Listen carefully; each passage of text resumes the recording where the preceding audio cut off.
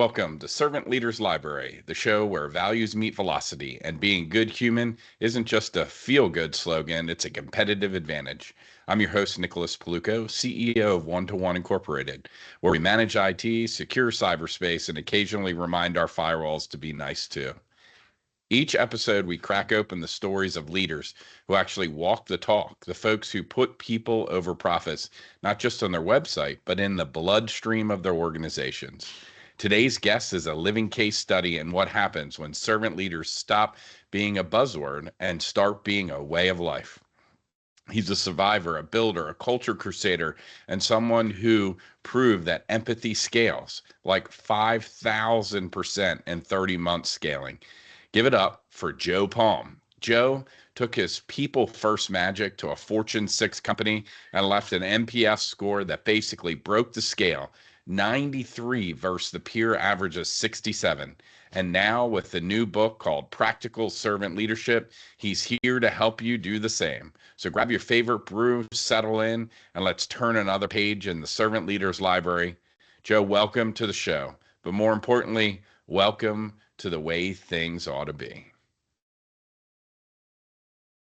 Joe, we really appreciate you being here today. And why don't you have a really powerful and personal story. Could you share maybe how servant leadership first entered your life and a little bit about yourself? Well, it really began. Thank you. Thank you, Nick, for the wonderful introduction. I'm humbled. But anyway, yeah, because I always just see myself as just Joe. It's like, Yeah. I'm just Joe. What's the deal? Fair enough. Yeah, but anyway, I started out basically, you want to start like from my genesis, like even when as a teenager, or what do you want to do? Absolutely. Whatever made you who you were and how you are today with this wonderful book. So anywhere you'd like to start, Joe. Okay, thank you. Yeah, so I guess the where I have to start, and I end in a good place here, but I'm going to start with something that's a little disturbing. I grew up in a horrifically abusive family, and I can't even count all the times that I thought I was going to be killed by my mother or my stepfather before the age of 15.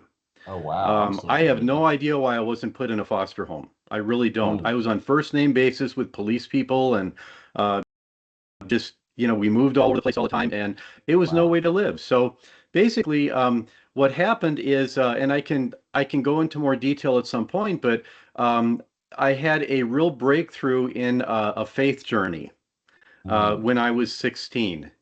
And I started realizing that I didn't like my life. I knew that what was drilled into me was I wasn't important, nobody cared what I thought, and I'd never amount to anything. And I believed it.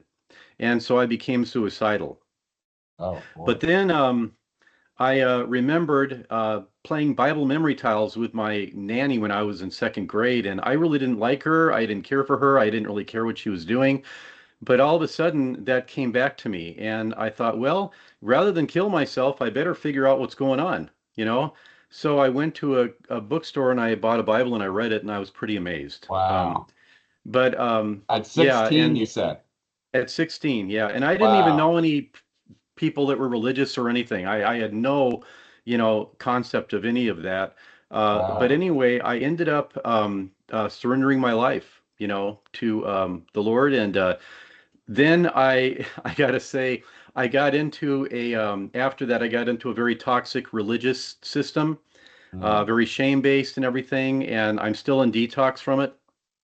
Um, but basically, at that point, I started realizing that I had value, and there was a lot of work to be done to really restore me to who I was and who I was meant to be.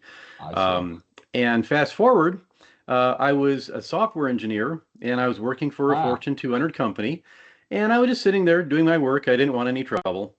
And my new manager, Barb, came up to me, and she rolled up her chair next to my cubicle, and I thought, uh-oh, I'm in trouble, because at that point, all I knew about leadership or management was, are you done with that yet?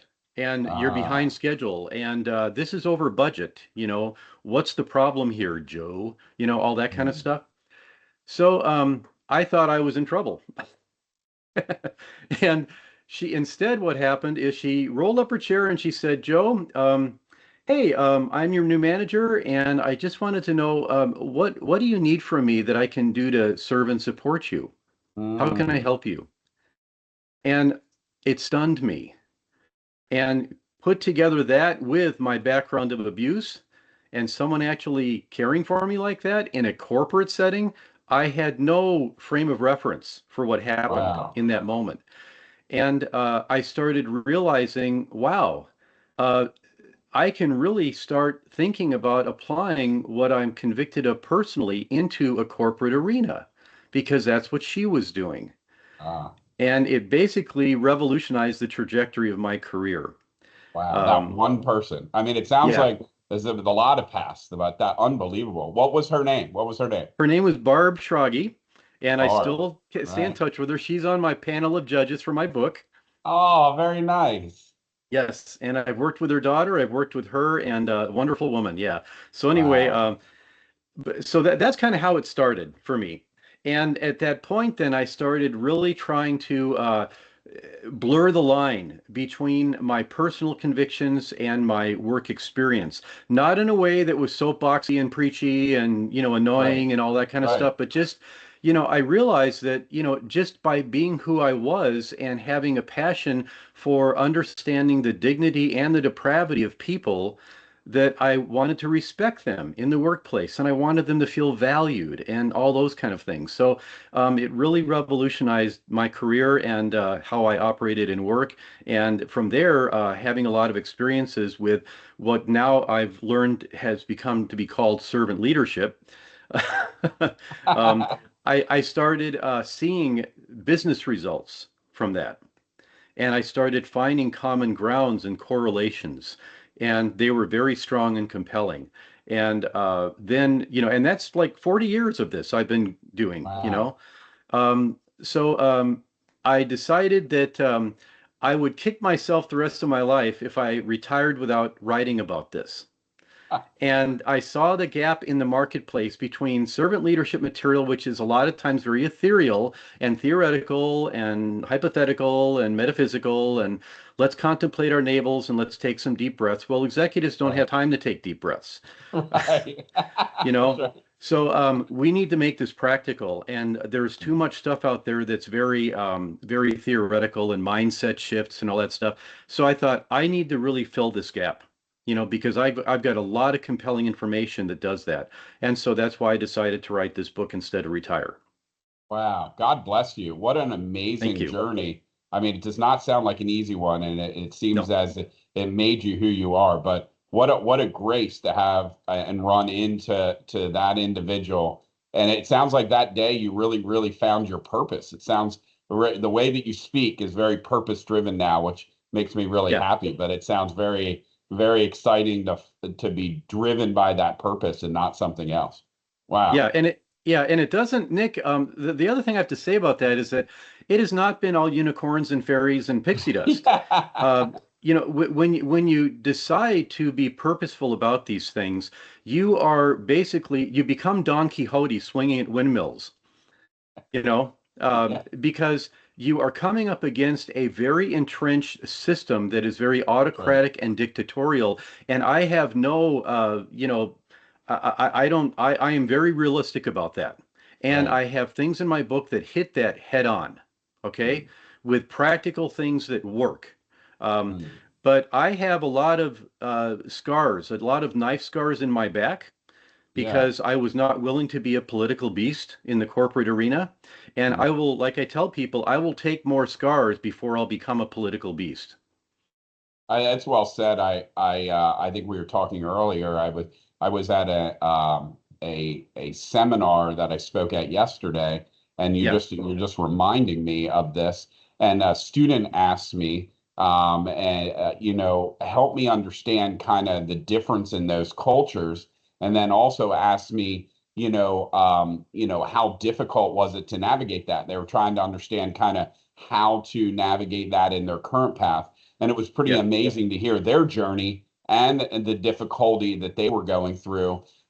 Kind of, you also mentioned, I think in your book too, you describe this concept of people over profit approach. Hmm. So how do you define that word, resonates with me, but like, how do you put that into action? Is that very similar to, how that woman sat with you? Could you give us some examples potentially there? Yeah, well, okay, so what Barb did with me was very transformative, obviously, but it is also too simplistic for to be the full answer to your question. Okay, fair enough. Okay, so basically, when you're dealing with leaders, one of the things you have to keep in mind is that they are very results oriented and they don't have a lot of time. In fact, it's kind of funny. The paradox of leadership engagement is that the more they trust you, the less they care what you're doing. Fair enough. Well Yeah. said. And so when you're working with leaders, you got to establish the trust, and the way to do that is to have results that correlate to what they're looking for. But they don't necessarily want or have time for a tour of the sausage factory. They're like, I don't really care how you get this done, get it done. And I'm saying with this realm of servant leadership, you can capitalize on that because you don't have to go there and say, we're going to do some pilots in servant leadership practices. Is that okay? You don't have to do that. They're like, I don't care, just do something, get this done. So if you know that servant leadership practices and principles and methods and some good science like the ProSci method, ADKAR, which I use, Lean Startup I use, and Agile. I was an enterprise Agile coach for years. I have seen some very compelling results from that. What I have done is converge all those things, and then I have helped implement those with teams that got some of the best results in the company, whatever company I was working for at the time, because it was founded on servant leadership. But the leaders, they didn't necessarily need to know that until they see the results. And then you can have a story and say, based on empiricism, you can say, look at what we did. This is great. You know how we did it? We put a core of servant leadership behind it. And they're like, what? See, now you have their attention, and now it's based on empiricism, not just, we're going to try these metaphysical things. Is that okay? Right. That have no measurement per se to them. Yeah. Yeah. And The, very the other, similar to, you used a keyword trust there, right? yeah. What do you think are some key ways to like develop that trust, in an environment that maybe you're navigating that might be difficult? How do you create trust? You're saying trust is built on results. Is there any other ways that you found there's a way to kind of build trust within your teams? Yeah, absolutely. And let me finish answering your question before, because there's another really important point here I want to make. Absolutely. Absolutely. It has to do with helping leaders pivot that with the results that I'm talking about, helping them pivot their mindset shift from autocratic, that people are golf clubs basically, to that it's people first and the profits follow or the results follow. If you are not, the idea here that I try to get across to executives when I coach them and mentor them and train them and stuff in all these things is that if you are not directly adding value to the business results, which you aren't necessarily, your team is, then your job is to focus on serving the people who are delivering those results. That's your job. And so you serve them. But then they think they're taking their eye off the ball of the results. So I said, no, according to the book, The Four Disciplines of Execution, one of the things that is the four disciplines is focus on the lead measure, not the lag measure. So if you're trying to lose weight, you stand on the scale every day and it always says the same thing, or maybe it's even going up. But that's the lag measure. The lead measure is diet and exercise. So you focus on the lead measure, diet and exercise, then you get the lag measure, moving the needle. Okay, so that's exactly how I position servant leadership with leaders is say, okay, if you want those business results, your best opportunity and chance of getting those is by you focusing on the lead measure of your team's performance and how they're thriving and how they feel valued and how they trust you, all those things. You serve them. That is the lead measure. Then you will get the results you want. Right. Okay. Do you ever find in any of the teams when you're doing that they have a really hard time being served? Like that they might. Oh yeah. Yeah. How do you overcome that? Or is there, I assume everybody's in a different journey in that team, right? Like how do you evaluate that? How do you implement that? Since everybody's in a different part of that journey. Yeah. Well, okay, so this is where it's a good time to introduce the idea of servant leadership being transactional. Mm. Because if you have a servant leader, you can have someone that's very passionate and wanting to grow, and they've done all the work, like Brene Brown says, do your work. Yeah. If you've done all your work and you are going to be the best servant leader ever, but your team isn't willing to be served, you're pushing a boulder uphill. Oh, yeah. And so it's not going to happen. And so what I do in the book is I focus on the fact that servant leadership is very transactional in nature. You bring your team to a point where they see where they trust you, and they see that you're being vulnerable with them, you're being transparent, and you're sacrificing for them, which means that you keep the risk while transferring control. It's easy to transfer control to a team and give them the risk. That's what autocratic leaders do. But to give a team control and retain the risk, that is vulnerable, it's transparent to the team, it's risky for you, and you are keeping the risk. And that is something that will do wonders to increase trust from your team, and they're wanting to follow you. Okay. So one of the things you can do, and I did this years ago when I attended a world-class sales training class in Madison, Wisconsin.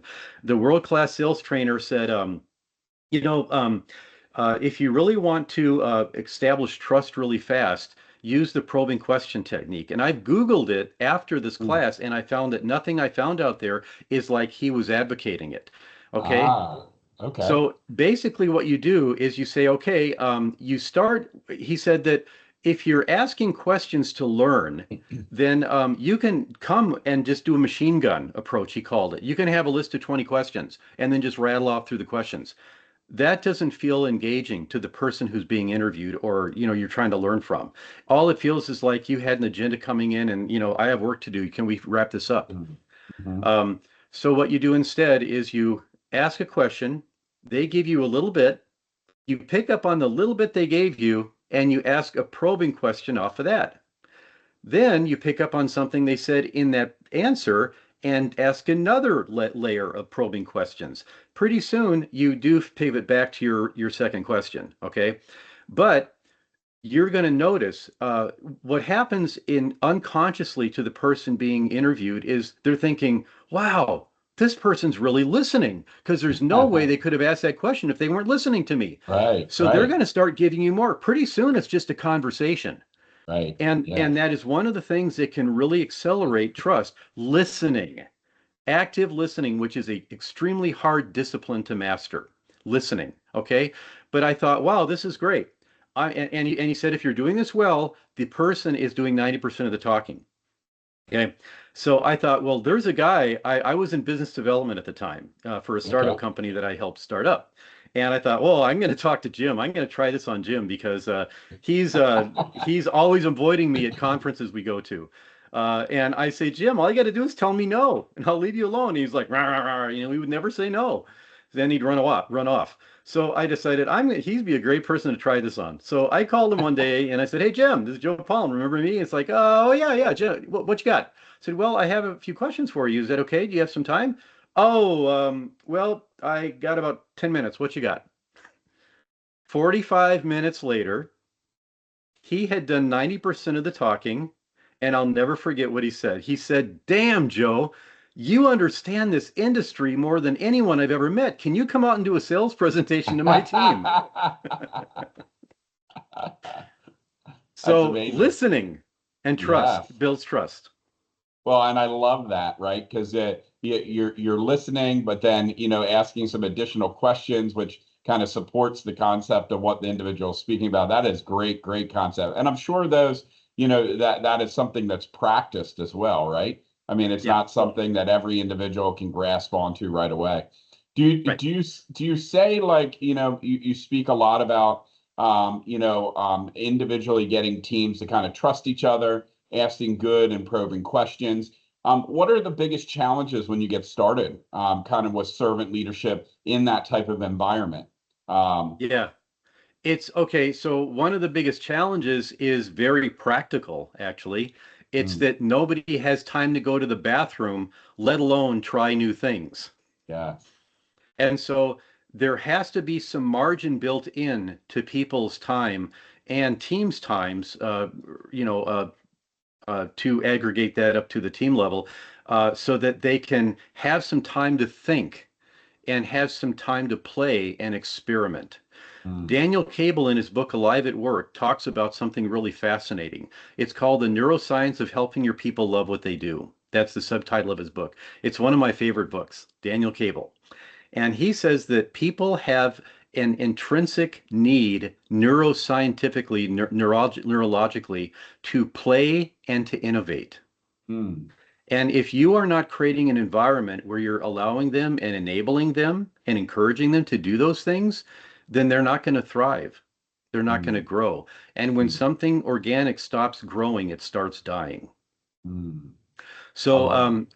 so by putting in time for the team and encouraging them and providing an environment of psychological safety, which you know is very important, um, Absolutely. by doing that, you're setting them up to start thinking about thriving rather than just playing beat the clock on deadlines. Like I'm fond of saying, a problem is an opportunity with a deadline. Right. So Right. I'm like, why don't we change the verbiage here to call it a finish line? Let's gamify it. Let's not call it deadlines anymore. Someone's gonna die. Yeah. Well, and So Joe, that's one of the practical things. I love that. Now, you said earlier about humility, and it keeps sticking with me, right? You said that each individual and the leader have to be humble about going through this process. What when you're working with a leader through this process, humility is kind of an interesting being, right? Like if you're in corporate America, being humble might not be something that's widely accepted, and maybe opening up might be considered weakness. Could you give us some practical areas at which you work with those leaders to try to overcome that and kind of create that safety, I guess, with their team? Sure. One of the things that has been very transformative for me, Nick, is something I read when I was 17 years old, and it's from Henry David Thoreau. By the way, Hmm. that's the correct pronunciation of his name I got from his great great granddaughter in Concord, Massachusetts years ago. Really? Yeah. And he said, the larger the island of knowledge, the greater the shoreline of wonder. I'm going to say that again. The larger the island of knowledge, the greater the shoreline of wonder. And the reason that's part of my response here to your question, is that the most important thing I found working with leaders is to keep them in a space, to get them into a space of humility by helping them transform themselves into insatiably curious beings, Hmm. where they realize that the more they know, it's just opening up whole new vistas of things they don't Right. understand yet. And Oh, so curiosity, in fact, one of my all-time champion servant leaders, he's a personal hero of mine. He is insatiably curious. And at the age of 65, he went back and got a doctorate in theology. wow. Wow.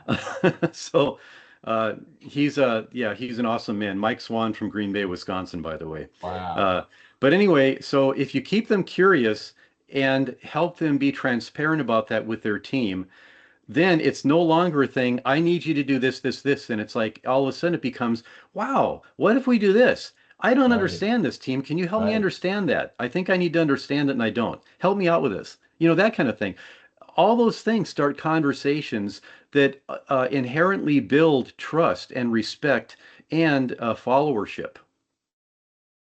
I love the word curious there, right? I'm always, you know, a follow-up to that from the curiosity standpoint. How often do you see that there's a lot of curiosity within teams? Or is it something that's generally kind of pushed down because they're used to being told what to do, right? Like just get this done by, I think you said, right? The Yeah, infamous deadline, right? yeah, right. Do you find it difficult to have teams start to open up with that curiosity? Because maybe it might become across as questioning. Do you find that as a symptom sometimes? Yeah, absolutely. I don't know many teams that feel like they have the freedom, the license from their leaders or the bandwidth to pursue Mm. curiosity. I It's just gotcha. not a practical thing. That's Right. why one of the things, and I don't want to get into this too much right now, but what I did recently is I took my book and I've used AI quite a bit in doing this, but I built a whole technology solution around the Wow. framework of my book that includes Wow. effectively managing innovation, taking things with your teams and how you're doing as a leader. But also mostly like this, the first thing I'm doing is this servant leaders Spark Studio, I'm calling it. Oh, neat. And it's a way for teams to manage formally innovation based on lean startup Wow. and it has an AI engine built into it too, um, to make sure that that no team is doing something duplicative to what other teams are doing in your organization, and it makes everything I love efficient. the action that you take, right? It's Yeah, not just, I think you said earlier, right? There's so many books that talk about theory, but your book yeah. gives practical next steps, and now you're taking it another level to put it into action. That is great. Yeah. Nice job. And so the other key thing in this is not just managing the aha moments you have and having a mechanism to capture them, because Right. aha moments only last 36 hours. Then they're gone forever. Okay, scientifically from our brains. So not only does it give everybody a mechanism to capture those and formally manage them through a life cycle, but also at the end, everything is celebrated, not just Mm, what got implemented. I love And I it. call them either implementations or illuminations. Oh, I love that. So, because if you didn't implement something, you still get celebrated because you Yep. captured it and you helped run it through. You had an idea. It gets That's celebrated right. because your team learned something based on lean startup, and a hypothesis and an MVP. You learn something through that you can use in the future to help you make sure you don't try something because Wow. you already tested it. I love that the word celebrate there too, right? It just resonates for me that too many times we're trying to get to a goal and we don't celebrate the ideas, the concepts, the feedback, the wins that people are making, and just Yeah. that human nature of like just being celebrated. I had a leader that I was working with the other day and said, "Well, what are we celebrating for? We're not done yet." And I'm like, "Well, we're celebrating the milestones at which we have succeeded, and the Yeah. team every day should be celebrating something, right? Like add in Yeah. what went well this week, right?" And Yeah. very fascinating thinking, right? And I get it from a getting it done perspective, but a team perspective, it's very difficult if we're not celebrating along the way. I think that's really great. I love the Yeah. word illuminate. Like that just is so visual to me. Yeah, Unbelievable. and the one I tell teams when I was coaching teams and coaching leaders, I would say all you have to do to make sure your teams never innovate and never feel like they're thriving, you only got to do is two things. First of all, don't give them time to even think about improving. Make sure they don't have time. The second thing you got to do, make sure you don't create an environment where they feel safe to try Mm, things. mm, That's I all you got love to it. do. I got hair nods the other day when I said, "Hey, listen, I want everyone to fail, and I want to fail really quickly. I want to write them down, and I want to celebrate each failure." And they're like, "Well, what do you mean? Like failing's bad?" And I go, "Failing's not bad. It just tells us what not to, do next time. But we should celebrate it. Let's get the muscles." And they looked at me Yeah. like I had four heads, right? Yeah, And right, I right. what I Yeah. realized is the definition of failure is ingrained in people's minds so differently, right? Yeah. Yeah. And it was important then to define what was failure. Yeah. Yeah, and I don't in my system, my book, my the servant leaders Spark Studio, I don't even use that F word, the Yeah. failure. I don't even use it. It's not even a thing because people have been ingrained. It's been Yeah. That hardened it's so into them so bad. hard. Yeah, we really need to extract ourselves from even thinking like that. Right. Uh, as we go through this, we talked a lot about the book, right? You also Yeah. mentioned how many leaders don't have time. So this might be a hard one. If someone only read one chapter of the book, what would it be and why?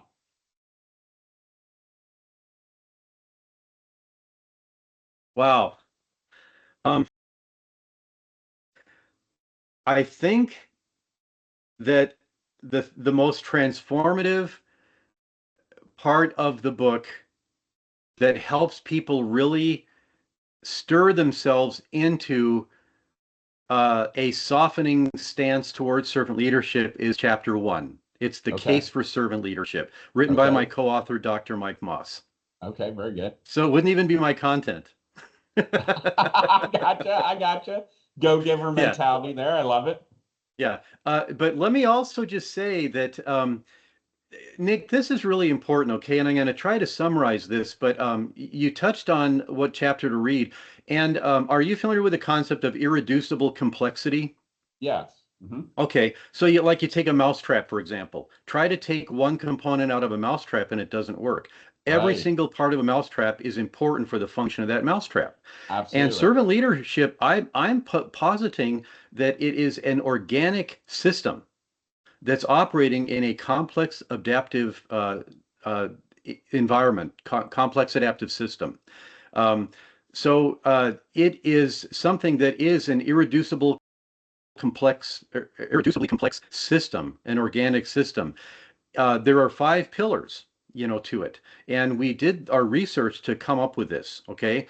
But Okay. basically, if you are not tracking, if you're only tracking the 2 of the 5 pillars, or only make a point of 3 out of 5, you're still going to fail. You're not going to be really fully getting the results you want with yourself or your team or your organization, because all of them are very strongly connected. So what I suggest is you can't just cherry pick out of the book and say, okay, I'm going to try this. We specifically architected the book so you can't do that. Everything Gotcha. leads to another thing. Understood. Okay? Yeah. It's like any system, right? Like you have to follow the system to its entirety to get the results, right? I think you used losing weight the other day. Just thinking about losing weight, but not creating some sort of next action is not going to get to the result. What I'm hearing. Right. Yep. Yeah, and so what we're doing in the book is trying to give it's a field guide and a compass, okay, for making servant leadership operational. But the way we help persuade leaders to pivot to servant leadership from autocratic dictatorial stuff is to make the case for it, and also to talk about the damage done by culture vultures, which is our term for corporate bullies.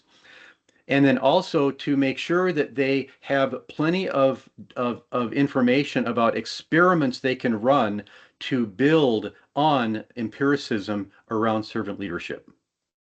Tell us more about that. I love that, by the way, aka corporate bullies, culture vultures. What's Yeah. the biggest misconception about dealing with kind of the toxic workplace behavior? Yeah. It's going to be kind of surprising. I think one of the biggest misconceptions is that we are victims of their power. And what I am saying and suggesting in my chapter 5 on culture vultures is that you need to understand that they are getting their power from you. Mm-hmm. So we have choices, we have agency, we have ways where we need to be very aware of the choices we can make as we deal with corporate bullies that are swinging their chainsaw around conference rooms. Mm-hmm. Okay, and so that's a very big misconception, is that we're merely victims. So a lot of my book is in chapter 5 and beyond is to equip people to deal with these people in positive, constructive ways, and according to dignity of human nature, the dignity they have, even if their behavior is really not acceptable. And one of the stories I like to use in chapter 5 is really a fun story. It's one of my favorites. Rosa Parks was interviewed years ago. I heard her interviewed on a radio program, and they asked her, "So why didn't you give your seat to that man on that Birmingham bus?" And she said, "Well," she said, sweet little old lady, right? She said, "I was just sitting in the bus reading my Bible, and this really foul man came up to me, and he demanded my seat. And I just prayed and said, Lord, how do I love this man? And I just didn't think giving him my seat was the best way to love him." Wow. So it has nothing to do with all the rights and the power and everything. She was simply just trying to love that man. And so when we are dealing with corporate bullies, the first thing is, this is really kind of pitiful. that this person thinks they have to act this way. This is far beneath their dignity to be behaving like this. How do I love this person? How do I give them what they need, not what they're demanding? Mm. And as you kind of expand on that a little bit, how do you reconcile, like we hear this a lot, right? Like the ability to serve people and then but the ability to hold them accountable, especially maybe in a high pressure environments. We hear this a lot from guests, and those listening, serving but holding accountable. Can you just speak a little bit to that? Serving and holding who accountable, Nick?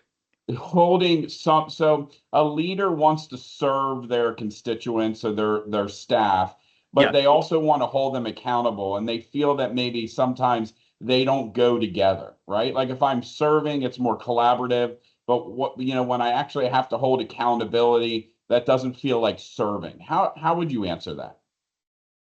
Accountability doesn't feel like serving.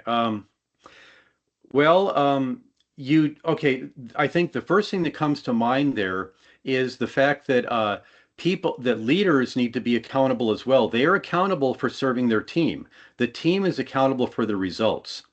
And so if you are showing yourself to be absorbing a great deal of the risk of their potential inability to get to that, to deliver what they need to, then all of a sudden it changes the dynamics, and they want to make sure that they get things done because they don't want to disappoint you, not because they're fearing that they're going to get shredded with a noodle or met in the parking lot or something. Right.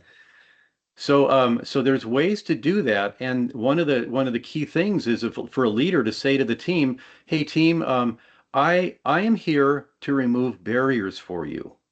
I'm here to make sure that you have everything you need to succeed and that you enjoy the work you're doing. Okay? Um, you're going to have to coach me on what that looks like. But know that as soon as you say something to me, I'm going to take action. I'm going to clear the path for you because this is very important that we get this done. Okay? Mm-hmm. So I'm your partner in doing this, and then the accountability is to the team, not the Right. individual. Right. Because as soon as you get to the individual level, fingers start pointing, toxicity grows and festers and all that kind of stuff. So in an agile ecosystem, for example, I was asked by several leaders who had direct reports that were serving on my team, I need to know how this person's performing on your team to do their performance objectives. And I'm like, you know what? I explicitly do not retain metrics on individual performance on this team because the team is responsible for delivery. Okay. But we can talk about some very specific things we can put and measurable things we can put on their performance objectives in support of them working on my team. We can do that. I can have that conversation with you. But it's not going to be about, well, this person, did these things negatively or bad or weren't a team player or anything like that. We keep it at the team level. Does that answer your question, Nick? That's great feedback. I love that. Okay. I love how you phrase and you used as if you were speaking as a leader to the team, right? Like that you're here to remove obstacles. You're here to help them, succeed and determining what that is. That's great. Very collaborative, very kind of leading and serving. I love that. Excellent. Thank you. Now we mentioned this in the beginning, intro that you help grow a tech startup 5,000% in 30 months. That's wild. So what role did servant leadership play in that growth? That's amazing, by the way. Congratulations. Thank you. Well, the role it played is that in November of '98, my dear friend and hero, Mike Swan, asked to have lunch with me. And he basically said, Joe, and I was a software developer at the time. He said, Joe, I've pretty much cracked the code in a very vexing technology issue in the petroleum industry. And we're going to grow this thing to be a national solution. It's pretty small right now.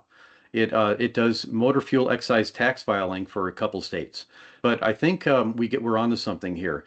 And I'm going to work with a partner who is a CEO of a consulting firm who is also a friend of mine, and we're going to start this thing and grow it. And I want you to be my sales, marketing, biz dev guy. And I'm like, Mike, I'm in IT. What are you talking about? And he said, Joe, I know you very well. He said, trust me, I think you're going to do great. And I'd like to ask if you join us. And I said, well, Mike, if I get to work with you, then I'm in, even though I have no idea what you're talking about. So we did it. And Mike and I were, long before servant leadership was a buzzword, we both were passionate about serving people and putting people first. And we decided, it was almost an unspoken thing because it was just so infused in the DNA of both of us, and including the CEO who was funding us. Uh, Take care of people, take care of people, and take it on the chin financially if that's what it takes. Mm. And so we did. And we built a team, and we built a strong network of potential clients while we built the solution.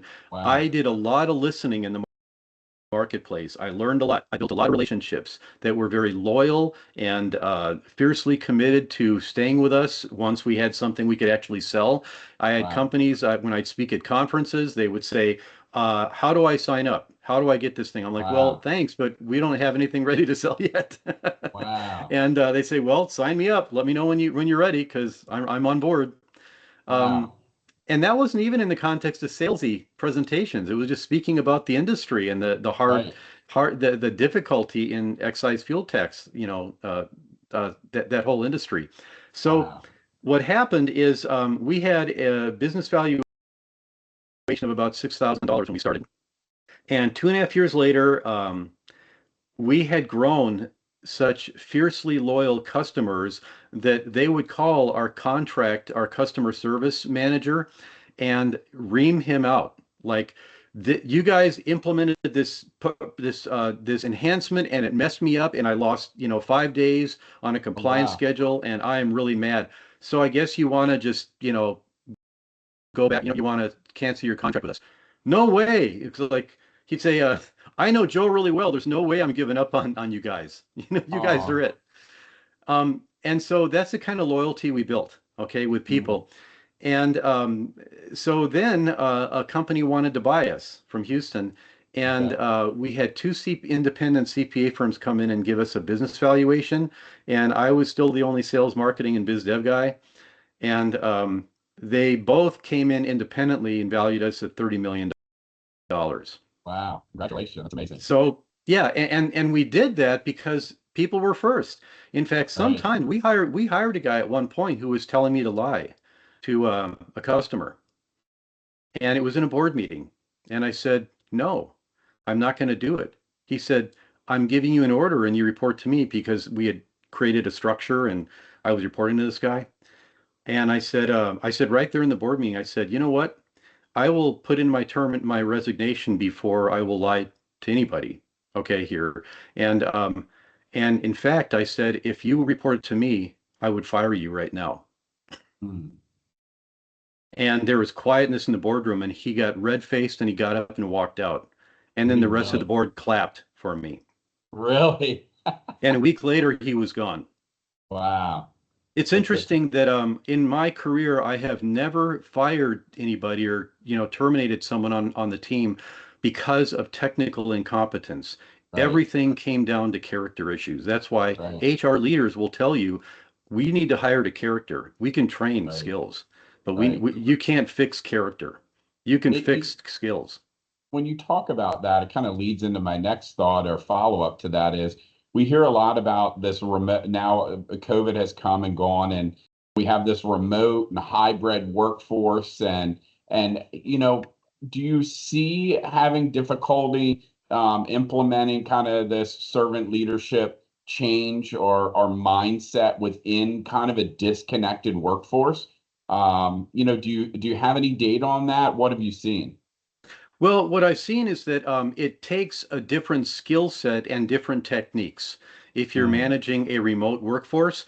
And that's a whole other podcast, on this.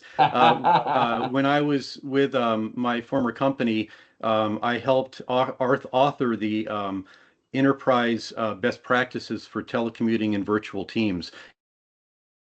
And I did a lot of training. All of my work was virtual, so this is what I did. I see. Yeah, and so and all of my sessions, my training sessions, everything, because it was such a huge company. There was 53 countries, so Okay. you were rarely working with anybody that was anywhere close to you in proximity. So there's certain things you got to do, but when you're talking to someone, whether it's on the phone or face to face, and you're like on a Zoom call or Teams meeting or something like that, they know whether you're listening to them, you Right. know, and they can see your choices that you're making and helping them improve. And you can do things to help improve, how teams are collaborating and the fun they're having by having some online virtual games that they can play during like team breaks and stuff. Right. I Right. encourage virtual coffee breaks with people so that That's they can just have coffee, virtual coffee, in the morning. Hey, how's it going? Your daughter doing okay in soccer? Just stuff like that. Because the right. problem with the virtual context is that every time you get together, it's always work related. And anytime someone mentions something about, hey, I just won the state high jumping contest or for my age group yesterday. Yeah, don't we have work to talk about, or why are we talking about this? That kind of stuff.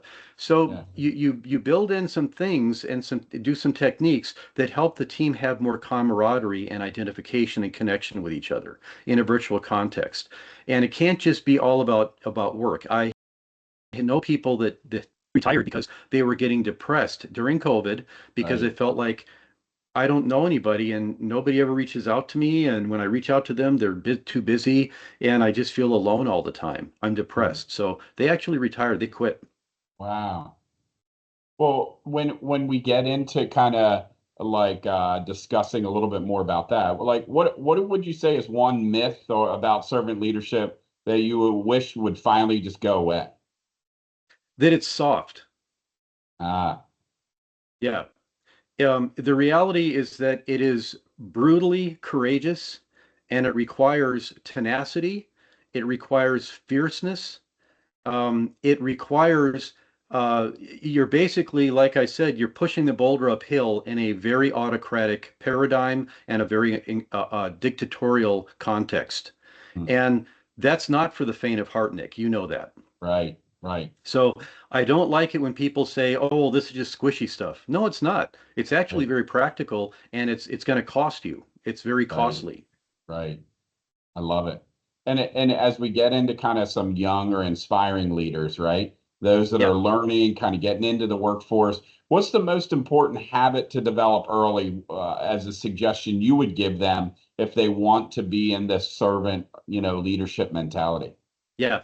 I would say look for opportunities to lead. And that looks very differently. In fact, let me give you a hypothetical. Let's say that I was standing in front of a group and they're like a college group or something.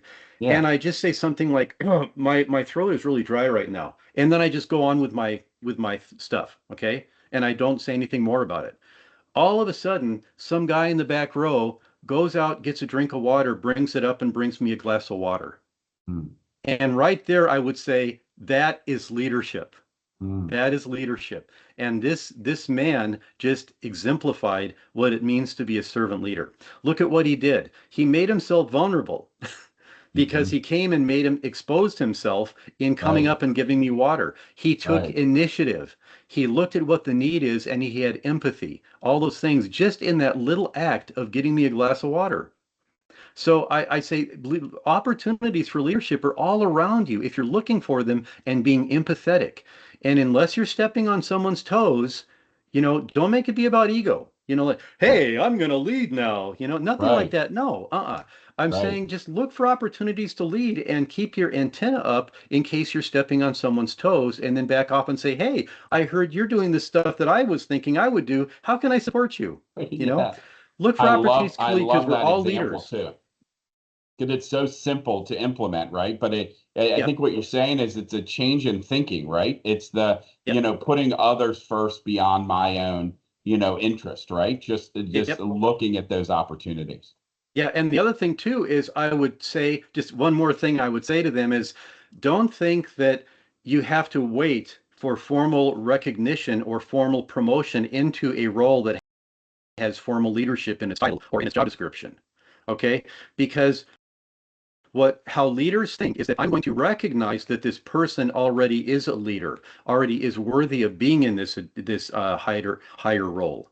That's how that works. And so right now, look for creative, resourceful ways you can lead, because that's what leaders reward. Well, Don't wait. And I love that.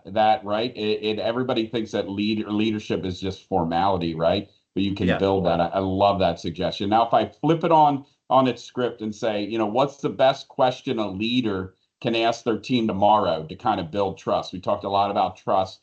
What's one question you think they could ask if they're starting on their journey? Yeah, I would say that one question they can ask has to do with the Japanese concept of Gemba, which means the real place.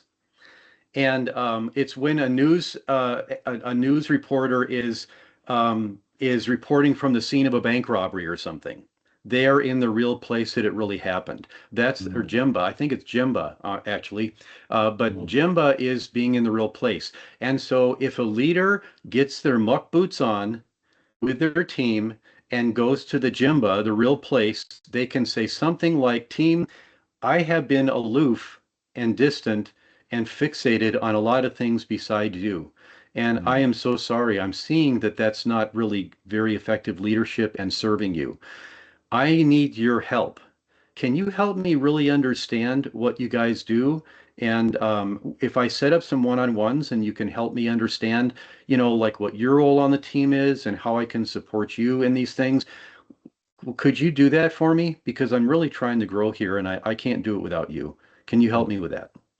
I love that. I love that. The team is going to say, yeah, that's breaking the seal and is giving them an opportunity to grow in their own trust and also support their leader in trying to build trust. I love it. I love it. I love how you wrap that all together. As we start to kind of wind down for today, can you tell the listeners where to find your workshops, the book, and any other of the great work that you're doing? Okay. Well, thank you. We got a website, practicalsl.com. Okay. And like I mentioned, I'm in the middle of architecting a full ecosystem around the framework of the book that's actually tied directly to the content of the book and is also powered by AI. So I have all that I'm architecting right now. I have a background in IT, so this is, one of the things I do. And we're looking for some pilot companies that would be willing to be kind of basically research partners with us on this system. There's nothing like it on the market. It's a game-changing, innovative, category-defining solution. And I have it pretty much all architected. I just need to work with some companies. So if anybody out there is interested in working with me on that, that'd be great. I'd like to talk to them, but just call me. I mean, the workshops and stuff, I'm in the process of establishing a lot of this stuff right now because I'm pivoting from a long career where I was a consultant or I was a VP of business development or for a company. And so I'm kind of building this stuff out, but I have a lot of stuff between my ears and I have a lot of things I can do and a lot of content, but it's just not necessarily represented all on my website right now. So just call me, or email me, joe@practicalsl.com. Excellent. Thank you, Joe. And Joe, what's one final word? What's the most important lesson you want every leader to take away from the conversation today? Okay. I would say give some serious thought to what you want your legacy to be. Because people don't remember that you helped them increase the bottom line by 5%. People will remember your honesty, your character, your courage, your trustworthiness, your integrity. That's what they will remember. And that is what they will take to the next generation of their children and their grandchildren and their coworkers. So well said. Well, folks, that's a wrap on another chapter from Servant Leaders Library. Massive thank you to Joe Palm for dropping truth bombs, real wisdom, and a proof that servant leadership isn't just nice, it wins. If Joe's stories fired you up, go ahead and smash that subscribe, leave us a review, or tell a friend who needs leadership that actually works in the real world. And hey, if you want more unforgettable conversations like this, find us wherever you get your podcasts. Stay tuned for our next episode where we'll crack open even more servant leadership gold. Until next time, keep serving first, leading second, and proving every day that people over profits isn't just a philosophy, it's performance. Thank you, Nick. This was great. This was an awesome time. Hopefully you enjoyed yourself and Yes. and a great conversation. Great. Thank you. And great questions, Nick.